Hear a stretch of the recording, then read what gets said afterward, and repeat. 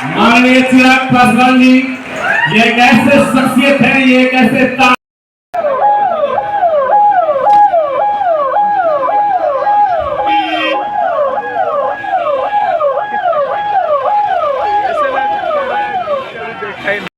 वर्षा कुमारी 96.2%, अनामिका कुमारी 95.6%। सारे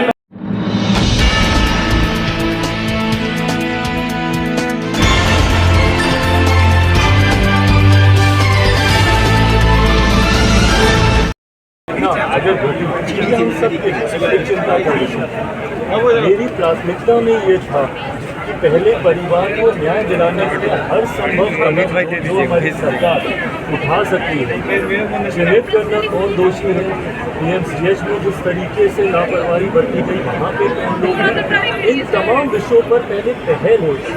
पार्टी के हमारे साथी कई बार वहाँ पर जा चुके हैं।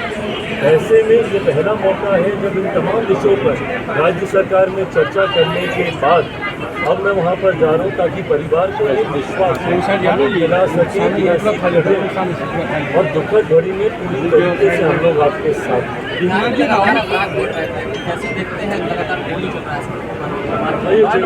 ये चिंता का विषय है। मैं मानता हूँ जब चुनाव आते हैं कई ऐसे असामाजिक तत्व हैं और ज़्यादा सक्रिय हो जाते हैं और ऐसी घटनाओं को अंजाम देते हैं। पर पुनः ये जिम्मेदारी भी हमारी सरकार की ही है, इसको डेफिनेटली होते हैं। चुनाव के वक्त हर कोई चाहता है कि ऐसे असामाजिक तत्व चाहते हैं कि कैसे समाज में तनाव का वातावरण स्थापित हो ताकि उनके अपराध को और ऐसी बल दिया जा सके। बट इनको नियंत्रित करने की जिम्मेदारी भी हम ही लोग की है। राज्य सरकार से मैं निरंतरता में चर्चा में हूँ, मैंने पत्र के माध्यम आया था।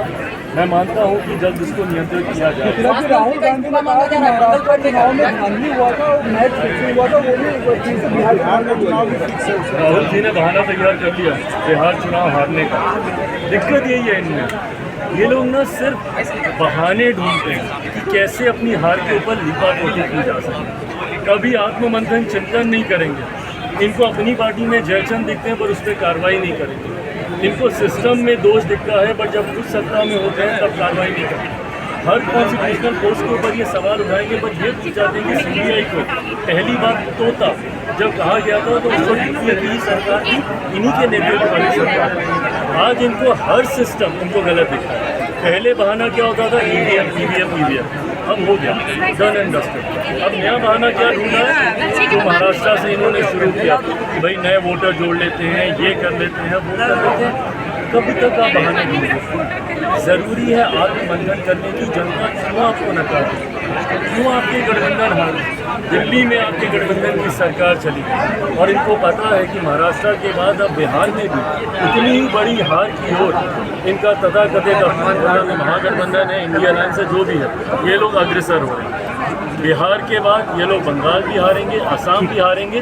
उसके लिए बहाना और लिखित रूप में काफ़ी विस्तृत बहाना आज के एक अखबार में राहुल जी के द्वारा दिया।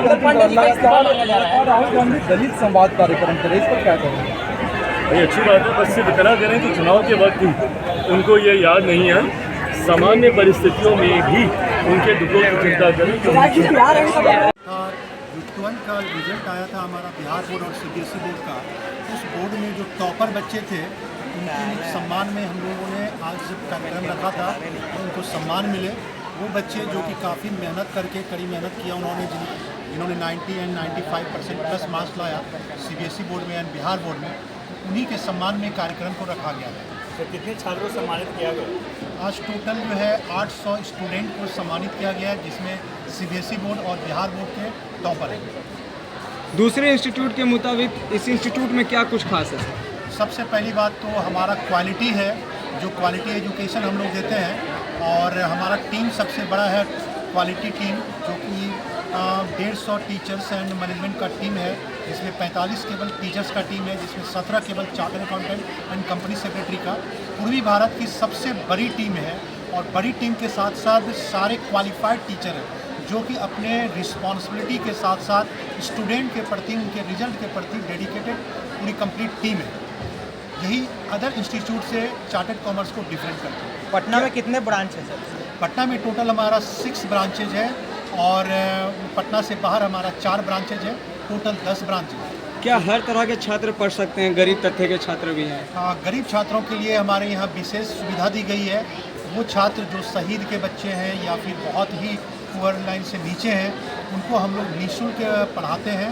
साथ ही साथ अगर सचमुच वो बीपीएल लेकर रेखा से नीचे आते हैं, जिनका की फ़ी देने में जिनको परेशानी है, जो गरीबी रेखा से नीचे हैं, तो उनको हम लोग बुक्स एंड पढ़ाई, स्टडी मटेरियल एंड रहने खाने का भी फ्री ऑफ कॉस्ट सुविधा देते हैं। तो अपना परिचय देंगे आप? मैं Gautam Sawant, founder director chartered commerce. तो आपसे एक सवाल होगा sir, chief guest Chirag Paswan ji आए थे, क्या संदेश देख गए छात्रों को? निश्चित तौर पर आज बच्चों को उन्होंने संबोधित किया, बच्चों को उन्होंने अवार्ड भी दिया और उन्होंने बच्चों को मोटिवेट भी किया कि अपने जीवन में कभी भी अगर लगे कि आप नेगेटिव हो रहे हैं, आप डाउन हो रहे हैं, तो उस वक्त हौसला रखना है और हौसले के साथ आगे बढ़ना है और अपनी मंजिल के लिए हमेशा सकारात्मक सोच के साथ बढ़ना है। आज के दिन छात्रों को क्या संदेश देंगे सर आप? छात्रों को यही संदेश रहेगा कि वो मेहनत करें, मेहनत करके अपना जो एम है उसको अचीव करें और अचीव करके अपने परिवार के साथ हम लोगों का भी मान बढ़ाएं।